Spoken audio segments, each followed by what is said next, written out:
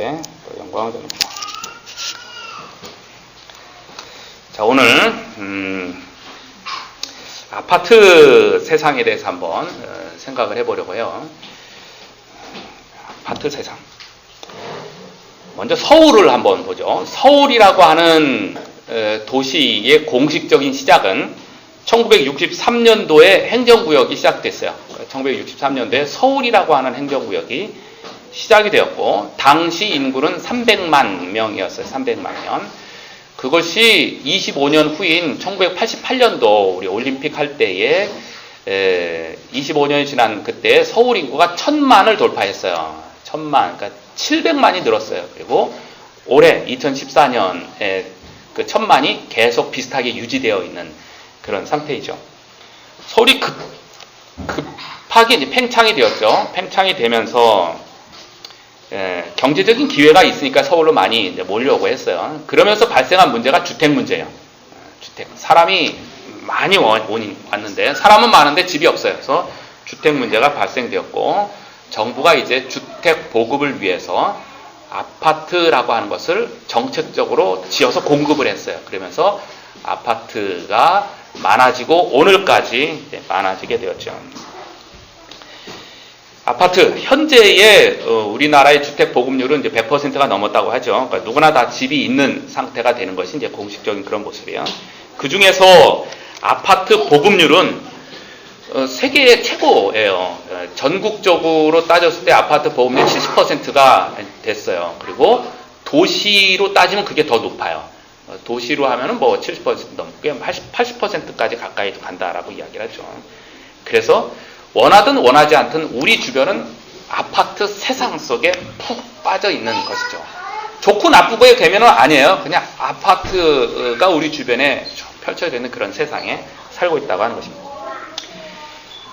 한국의 아파트가 처음 지어진 거는 일제시대 때라고 해요. 일제시대 때 일본 사람들이 일본인 화이트 칼라를 위해서 2층짜리, 3층짜리를 지은 것이 이제 시작이었고, 우리나라의 손으로 우리가 처음 아파트 지은 것은 1956년을 원년으로 삼고 있습니다. 서울 중구 주교동의 중앙아파트라고 하는 것이 56년에 처음 세워졌고, 2년 후인 58년에 또 종암동의 종암아파트가 이제 아파트라는 이름으로 우리 손으로 지어지면서 처음 시작이 되었죠. 62년, 64년도에는 단지라고 하는 것이 처음 마포아파트에 세워졌다고 그래요. 아파트 단지가 마포아파트에 처음 세워졌죠. 그리고 70년 이제 사건이 하나 났어요. 70년 4월 8일 날 와우 아파트 붕괴 사건이 한번 크게 났었죠. 그때의 부실공사로 한 것이죠. 그때 신문들 자료 찾아서 보니까 아파트 기둥에 철골이 70개가 들어가야 되는데 5개로 들어갔대요. 5개. 그게 하청으로 계속 이어지면서 빼먹고 해서 결국은 5개만 들어가가지고 그게 4개월 안에 와장창 주저앉아서 무너지는 그런 사건이 일어났죠. 지난번 우리 용보상 집사님 얘기 들어보니까 베트남에서는 철골이 아니라 뭐 수수깡 집어넣어서 지었다고. 웃은 이야기지만 우리나라 과거에도 그랬어요. 과거에도 다 빼먹어서 그냥 건물 자체가 그냥 폭삭 주저앉기도 했죠. 아파트 세상 사진 한번 볼까요? 온 천지가 이제 아파트예요. 성냥갑 하나씩 그냥 쫙 도미노 올려놓듯이 올려놨어요. 새로 부시고 지으면 다 아파트이죠. 멀리 봐도 다 아파트만 보이는 그러한 세상이죠. 70년대 우리의 아파트의 설계도 중에서 하나가 있는데, 오른쪽 위에 색칠한 거, 부엌 옆에 쪽방 하나가 있는 것이 아파트 설계도 중에 대표적인 거 하나예요. 그러니까 가사 도우미가 지낼 수 있는 방이 들어가 있는 것이 이제 70년대 방식으로 지은 아파트 설계 구조라고 그래요. 건축가가 전에 북한에서 건물 붕괴 때의 자료 사진을 보니까 북한의 주택과 우리나라의 주택의 큰 차이점 중에 하나는 북한 주택에는 단열재가 없대요. 그러니까 온 겨울에 얼마나 추울까라고 하는 생각이 건축가 눈에 바로 보였다고 그러더래요. 그러죠. 1971년도에 동부 이천동에 50평짜리 아파트가 지어지면서 맨션 아파트라는 이름이 붙어지기 시작을 했어요.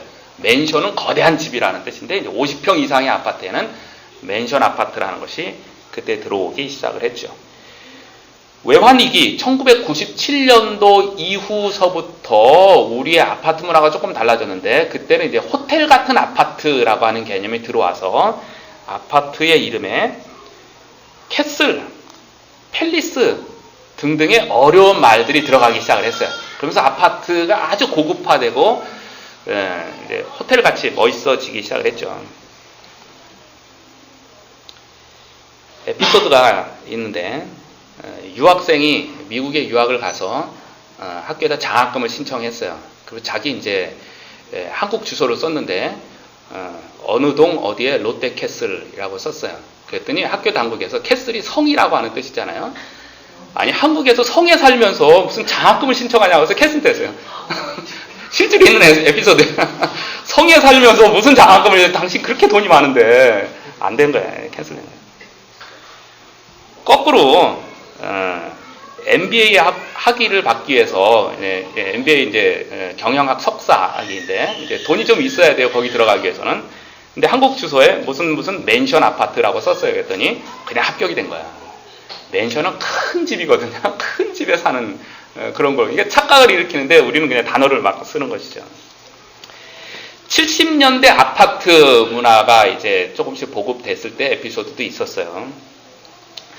70년대에 아파트에 들어가려고 하는 사람들의 큰 고민 중에 하나는 장독대를 어디다 둘 것이냐. 이게 아파트 문화의 초기 보급에 굉장히 큰 문제였어요. 이 장독대를 어떻게 해야 될 것인가. 아파트를 선택할 것이냐, 그냥 단독주택을 할 것이냐에 대한 큰 선택 중에 하나였죠. 그 다음에 이제 화장실 문제죠. 양변기 위에 올라가서 볼일을 보니까 너무 힘든 거야, 이게. 너무 힘들었어요. 그 다음엔 또 하나는 시아버지와 며느리가 양변기 커버를 같이 쓴다는 것이 이게 받아들여지지 않은 거야. 이게 이해가 안 간 거죠. 그 다음에는 이제 신문지로 볼일을 보면서 막히고 하는 것이 굉장히 많았었고, 그 다음에 70년대에는 큰 아파트에는 엘리베이터 거리 있었어요. 그래서 엘리베이터를 어떻게 작동해야 될지 몰라서 엘리베이터 거리 아파트 엘리베이터에 있었다고 하는 것이죠. 자, 우리 주변에 하여튼 아파트가 굉장히 많이 있습니다. 아파트의 장점과 단점 잘 알고 있죠. 한번 구분해 볼까요? 장점. 무엇보다는 먼저 이제 보안 문제가 장점이 있죠. 안전해요. 잘 잠그고 다니기가 아주 좋아요. 편해요. 두 번째는 주차장이 확실하게 있고 환경이 깨끗해요. 주변 항상 이제 깨끗하게 청소를 잘 해주니까 정원도 있고 깨끗하고 좋아요. 세 번째는 아이러니컬하게 아파트 문화가 우리의 소통의 문화를 가로막고 있지만 소통이 안 되는 것이 장점이기도 해요. 때때로는 우리가 그냥 숨고 싶을 때가 있어요. 그냥 혼자만 있고 싶을 때, 방해받지 않고 싶을 때가 있는데 아파트가 그것의 장점을 또 주기도 해요. 등등 아파트에 대한 장점이 많이 있죠. 단점은 뭐가 있을까요? 아파트의 단점. 잘 알고 있는 거예요. 전문가들이 얘기할 때 접지성이 떨어지는 것도 단점이라고 그래요. 그러니까 땅과 밀접되지 않은 것. 그것이 특히 어린아이들의 성장에 정서 발달에 좀 마이너스 요인이 된다라고 하는 것이 전문가들의 이야기 중에 하나이죠. 잘 알고 있는 것처럼 이웃들이 이제 멀어지는 것이 이제 오늘날 문화이기도 하죠. 바로 옆집에 누가 사는지는 모르고 있는 거예요. 이웃이 좀 멀어졌어요. 그런데 이게 사회 변화일 뿐이에요. 그렇다고 우리가 살아가면서 이웃이 없느냐 그러진 않아요. 이웃의 개념이 좀 바뀐 거예요. 예전에는 옆집에 살면 다 이웃이었는데 지금은 필요에 따라 이웃이 구분이 돼요. 자녀가 있는 사람은 자녀가 있는 그룹으로 이웃이 돼요. 멀리 살고 가까이 사는 건 이제 그렇게 중요하지 않아요. 중요성이 많이 떨어졌어요. 멀리 살아도 나의 필요가 맞으면 이웃이 돼버리는 거죠. 취미 활동이 맞으면 이웃이 되는 거고 그런 게요. 그것에 SNS라든지 인터넷 이런저런 것들이 활용되어서 이웃의 개념이 조금은 이제 변화가 되어지기도 하죠. 아파트의 단점 중에 하나는 이제 문패가 없어진 거예요. 과거에는 다 집집마다 자랑스럽게 문패를 걸잖아요. 집을 사면 집이 내 집이다라고 하는 어떤 문패를 걸때 문패가 없어졌어요. 재밌는 예가 초보 집배원이 우편 배달을 위해서 각 아파트 벨 밑에다가 이름을 조그맣게 다 적어놨대요. 자기 구역에 다 적어놨대요. 그랬더니 어느 날 신고가 들어왔어요. 그래서 그 사람이 결국은 공공기관 개인정보 보호에 관한 법률 위반으로 걸렸어요. 그러니까 이 집에 누가 산다라고 하는 것을 알리는 것이 이제 법 위반이 되어버린 사회가 우리 사회가 돼버린 거야. 같은 아파트 문화이지만 일본이나 미국이나 이런 데서는 이름들이 다 있어요. 이름들이 다 있는데 문 앞에 있거나 아니면 우편함에 이름들이 쭉 있는데 우리는 이제 그런 것들을 다 거부하는 그런 게 좀 더 이제 좀 심각하게 된 것이죠.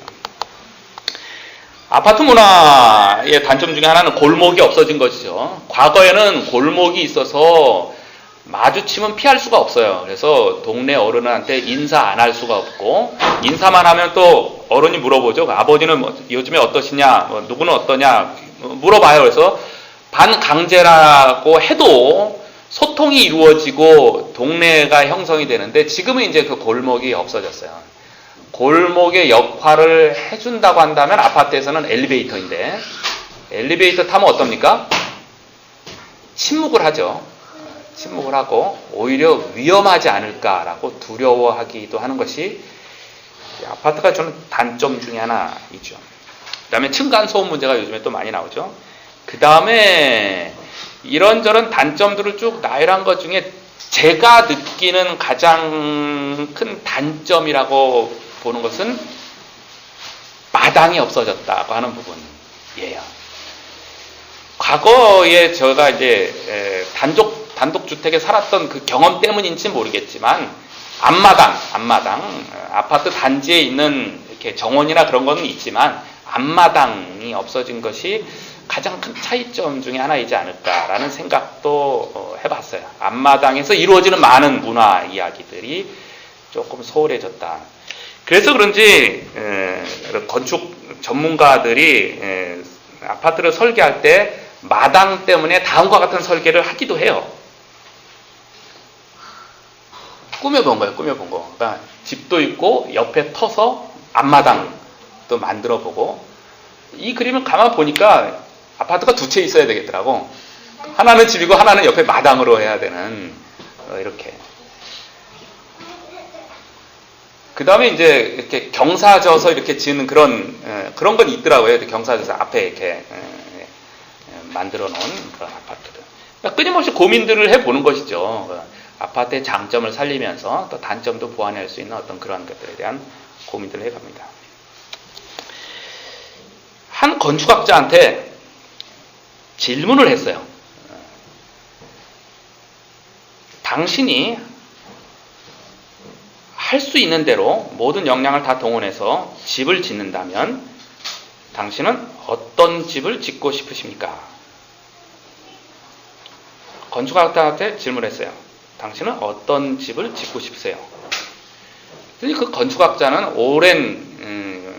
오랫동안 꿈꿔왔던 말을 하는데 나는 계절을 담을 수 있는 집을 짓고 싶습니다. 이렇게 얘기했어요. 봄이면 봄을 담을 수 있는 집, 여름이면 여름을 담을 수 있는 집, 가을이면 겨울이면 그 계절을 담을 수 있는 집을 짓고 싶습니다. 그런 개념으로 설계도 하고 자기도 그런 집을 짓고 그렇게 살겠다라고 얘기를 하죠. 그 질문과 대답을 가만히 생각을 했습니다. 그리고 우리에게 그대로 한번 다시 적용을 해보겠습니다. 여러분에게 기회가 주어졌어요. 모든 기회가 주어졌어요. 그리고 질문합니다. 여러분은 어떤 집을 짓고 싶습니까? 크고 좋은 집 당연해요. 그건 누구나 다 해당해요. 저도 마찬가지예요. 크고 좋은 집. 능력이 되는 대로 기회가 되는 대로 그렇게 할 거야.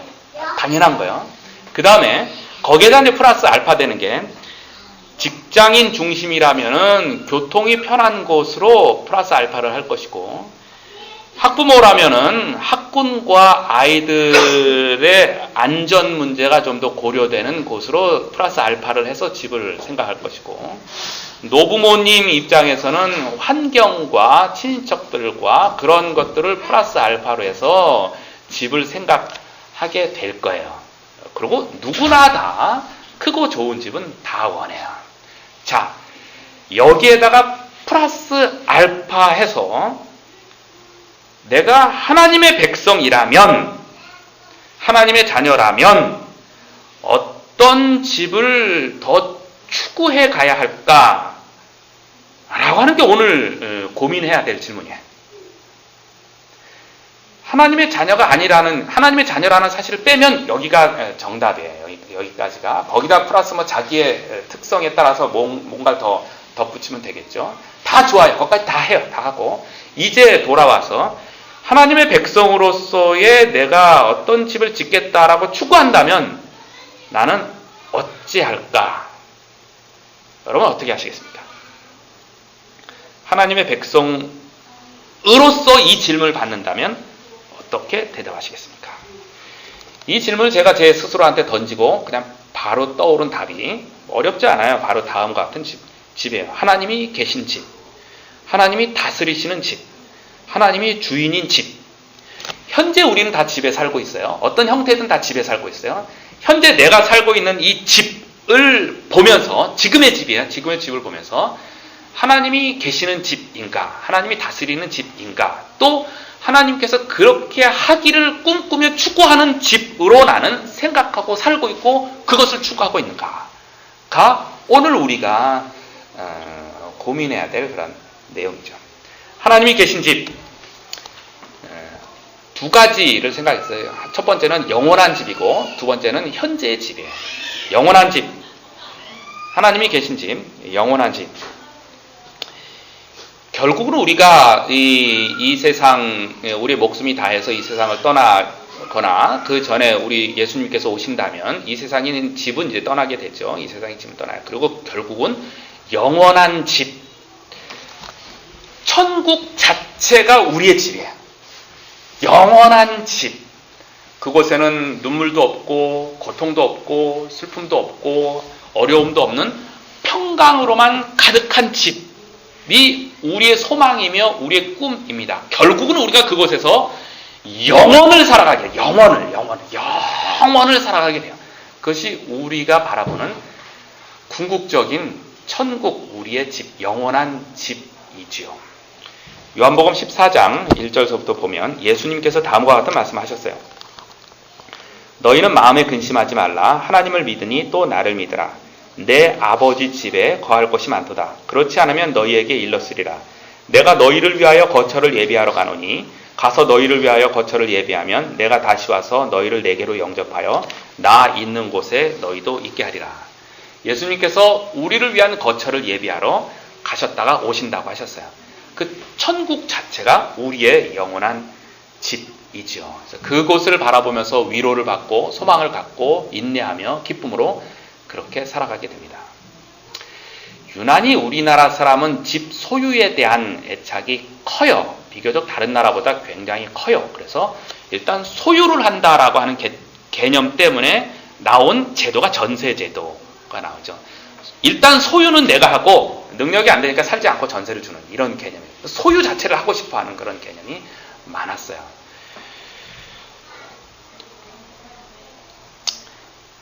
그러다 보니까 이 땅에 살면서 집 없는 서름을 많이 겪게 되죠. 그러다 보니까 천국에 가서라도 집을 갖고 떵떵거리고 살고 싶다는 것이 우리 그냥 예전에 우리 소망 중에 많이 품게 되었어요.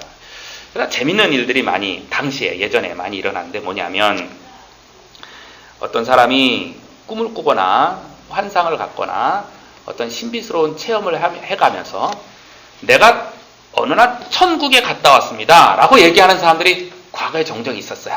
지금도 몇 사람 있긴 한데 천국에 갔다 왔습니다. 천국에 갔다 오니까 아이고 김 집사님 그렇게 신앙생활 열심히 했는데 내가 천국에서 가서 보니까 당신 집이 없더군요.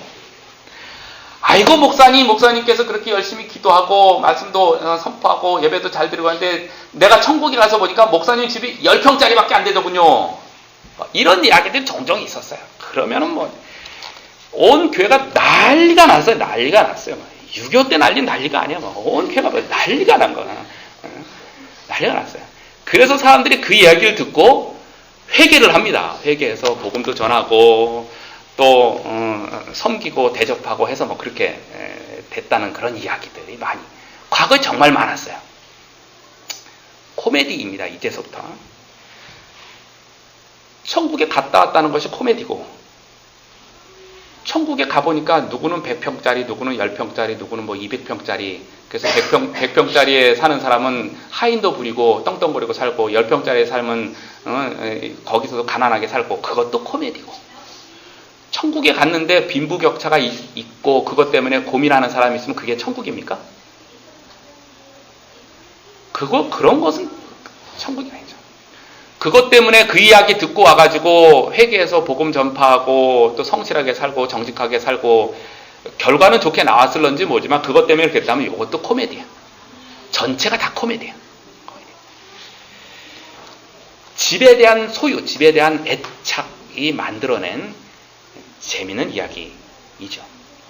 우리가 소망하는 천국, 영원한 집, 그곳에서는 눈물이 없고 불평불만이 있을 수 없고 기쁨과 영광만이 가득한 곳입니다.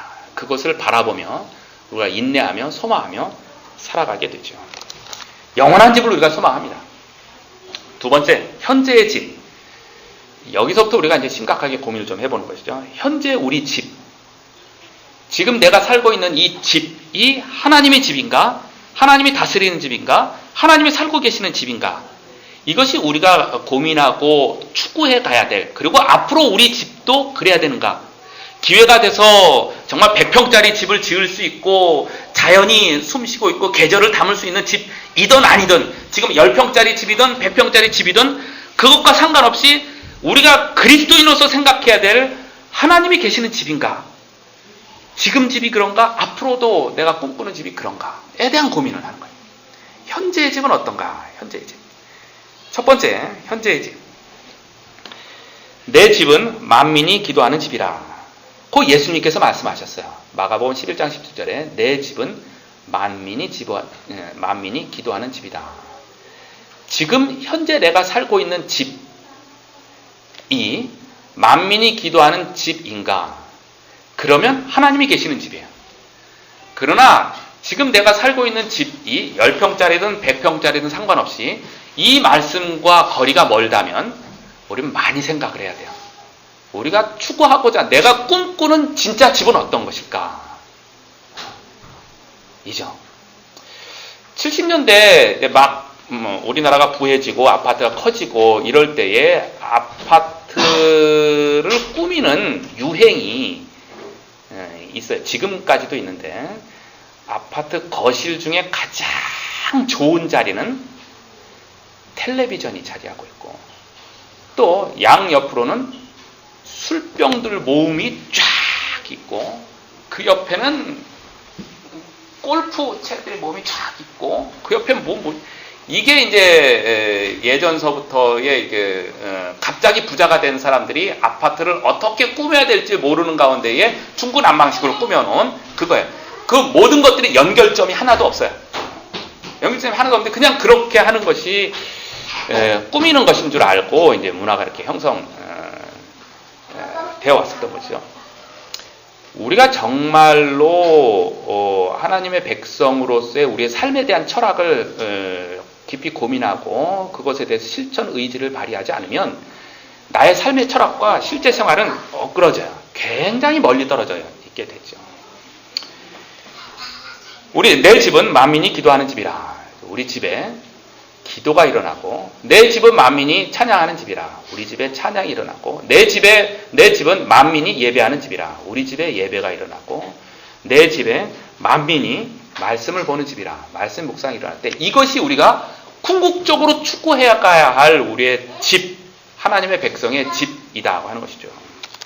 같이 한번 저를 따라서 해주시기 바랍니다. 내 집은 만민이 기도하는 집이라. 시작. 내 집은 만민이 기도하는 집이라. 내 집은 만민이 찬양하는 집이라. 시작. 내 집은 만민이 찬양하는 집이라. 내 집은 만민이 예배하는 집이라. 시작. 내 집은 만민이 예배하는 집이라. 내 집은 만민이 말씀을 묵상하는 집이라. 시작. 내 집은 만민이 말씀을 묵상하는 집이라. 이것이 우리가 현재 살고 있는 집이어야 하며 앞으로도 추구해 가야 될 우리 집의 모습들이에요. 집의 모습들.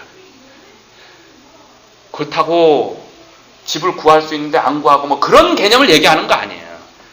능력이 되는 대로 큰 집에 살. 집이 크면 얼마나 좋아요. 많은 사람들이 같이 찬양할 수 있는 집이어서 좋고 좋은 것이죠. 오늘 말씀을 묵상하다가 말씀이 하나 떠올랐어요. 요한복음 5장 24절 말씀이죠. 잘 알고 있는 말씀이에요. 내가 진실로 진실로 너에게 이르노니 내 말을 듣고 또 나 보내신 이를 믿는 자는 영생을 얻었고 심판에 이르지 아니하나니 사망에서 생명으로 옮겼느니라. 영생을 얻었고 심판에 이르지 아니하나니 사망의 생명으로 옮겼느니라. 이러한 말씀들을 묵상할 때마다 기분이 너무 좋잖아요. 그죠? 그리고 평안해지고 힘을 얻고 용기를 얻고 소망을 얻을 수 있어요.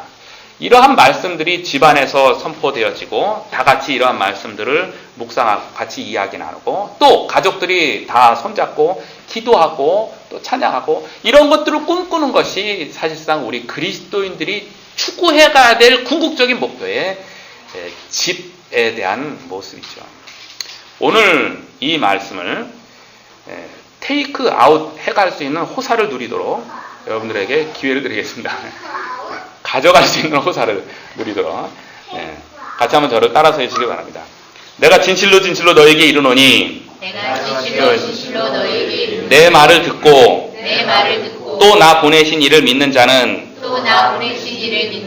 영생을 얻었고 심판에 이르지 아니하나니 사망에서 생명으로 옮겼느니라. 하나님의 말씀을 묵상하면서 힘을 얻고 용기를 얻고 평안을 얻고 기쁨을 얻고 그렇게 살아가기를 주의 이름으로 축원합니다. 그것이 개인의 삶뿐만 아니라 그런 하나님의 말씀이 우리 집안에서 흘러넘치고 집안이 평화를 얻고 기쁨을 얻는 그것이 우리가 추구해 가야 될 집의 모습인 것입니다. 10평이든 100평이든 상관없어요. 우리가 추구해 가야 하는 집의 모습이죠. 두 번째, 현재 우리 집, 내 집은 영원히 탄생하는 집이다고 하는 것입니다. 내 영혼은 영원히 탄생하는 집이다. 같이 한번 따라서 해보시면 합니다. 내 집은 영원히 탄생하는 집이다. 시작. 내 집은 영원히 탄생하는 집이다. 오늘 말씀 고린도서 3장 9절에 보면 3장 9절에 보면 우리는 하나님의 동역자들이요 너희는 하나님의 밭이요 하나님의 집이라. 우리 자신이 하나님의 밭이요 하나님의 집이라 라고 표현을 했어요.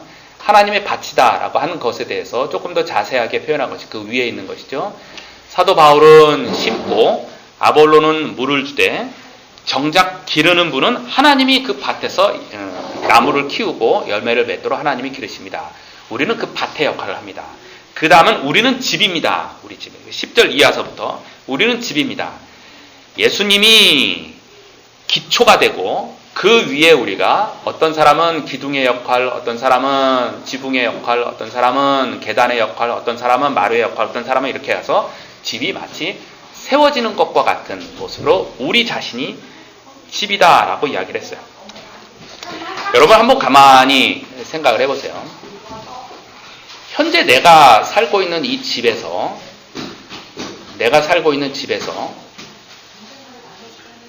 영혼이 태어난다면, 힘들었던 영혼이 회복되어진다면, 영혼이 성장되어지는 일이 있다면 그것이 우리가 추구하는 집 아니겠어요? 하나님이 기뻐하실 것입니다.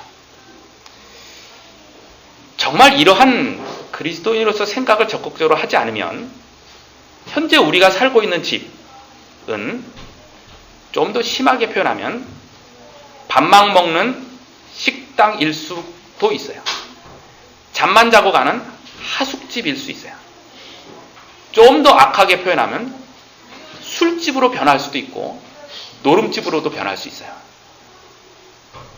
집만 크고 또 큰 집을 구하고 가구는 멋있지 모르지만 식당이나 하숙집 역할 정도 외에는 아닐 수가 있다. 정말 우리가 원하는 집이 그런 집일까? 하숙집을 원하십니까? 큰 식당을 원하십니까? 멋진 가구가 펼쳐져 있는 그러한 집을 우리는 원하는 건 아니죠. 우리가 추구하고 원하는 집은 집의 형태와 크기와 가구와 무엇이 어떻게 되든 그건 우리의 각자의 주어진 형편과 능력에 따라서 얼마든지 만들면 돼요.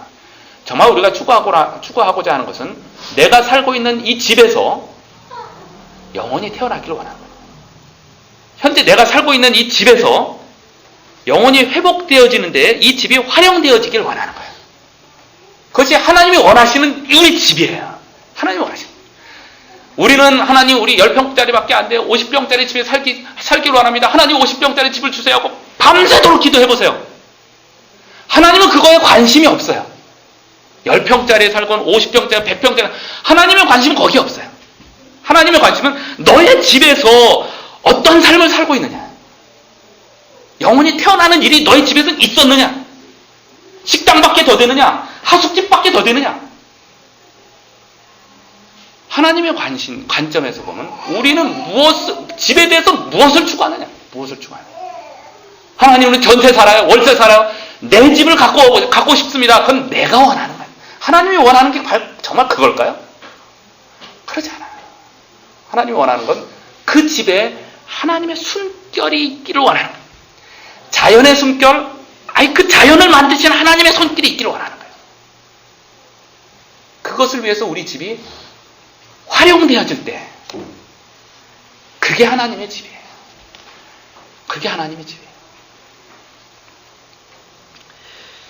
예전에 그 직장인 성격 공부 모임이라고 하는 것을 몇 년 많이 다녔어요. 그곳에서 제가 그 전도의 개념에 대해서 확 한번 깨인 적이 있는데 이런 개념이에요. 각 모임에 대여섯 명이 한 팀을 이루어요. 그래서 각자가 자기 직장에서 복음화를 위해서 일하고 그러다가 한 주에 한 번씩 모여서 그것에 대해서 같이 나누고 성격 공부도 하고 훈련도 하고 그래요. 각 직장에 돌아가서 각자가 그 직장에서 복음을 전하는데 이제 잘 안 되잖아요. 마음과 같이 잘 안 돼요. 그래서 팀으로 움직이는 개념을 만들었어요.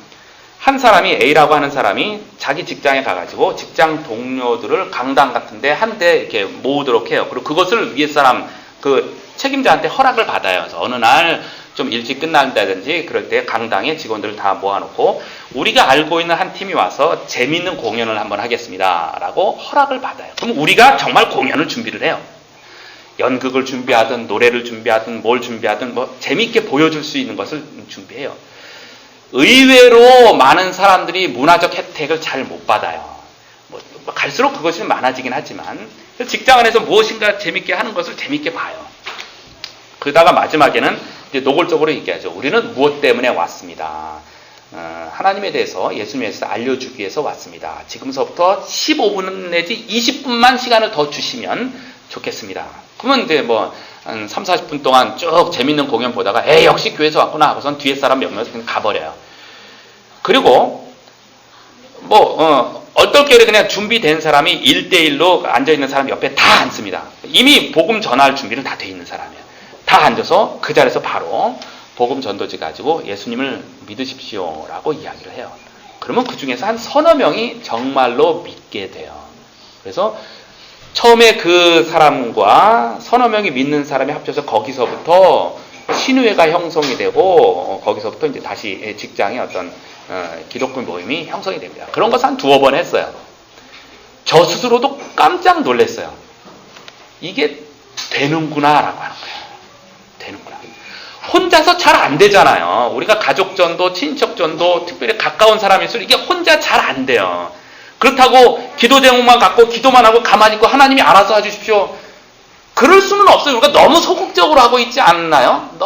기도만 하고 있으면 다들 너무 소극적으로 하고 있어요.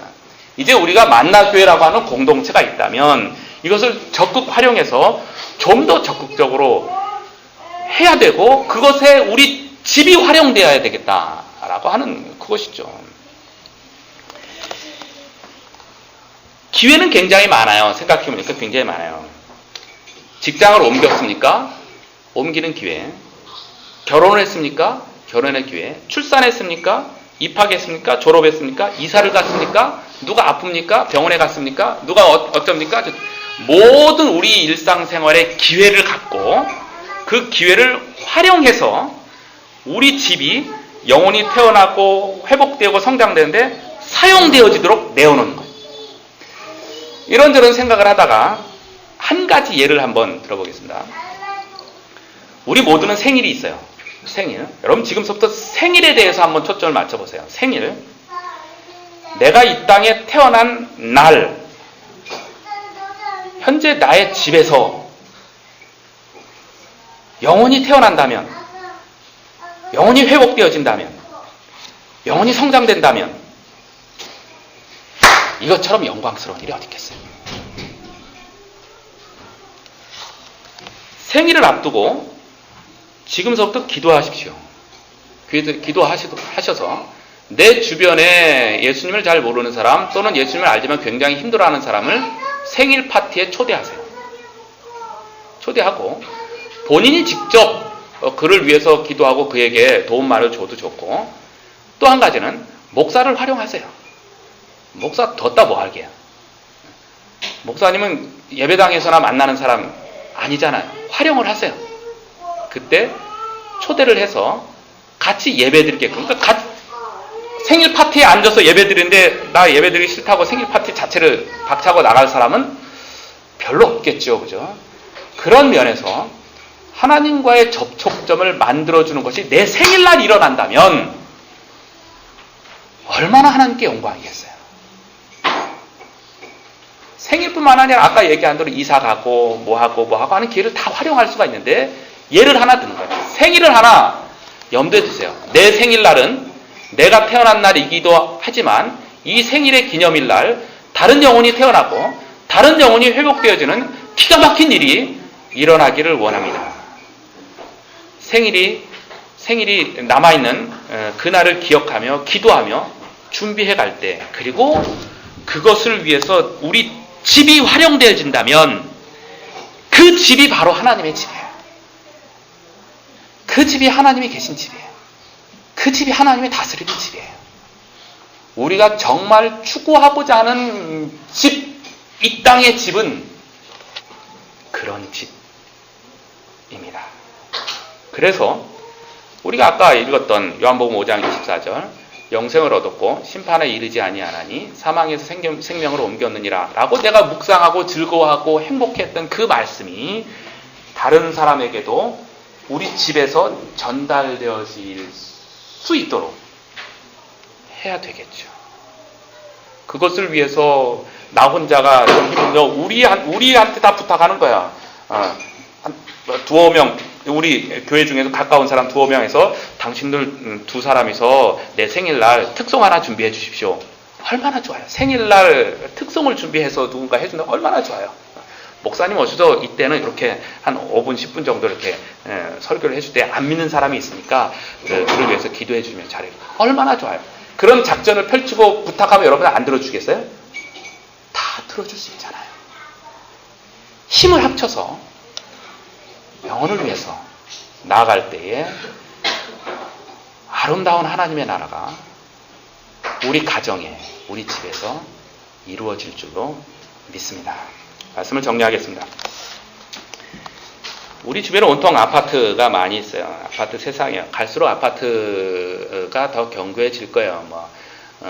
혹자는 아파트가 이제 슬럼화 되지 않을까라고 생각도 하고, 그럴 가능성도 있지만, 우리 대한민국의 아줌마들의 저력을 저는 믿어요.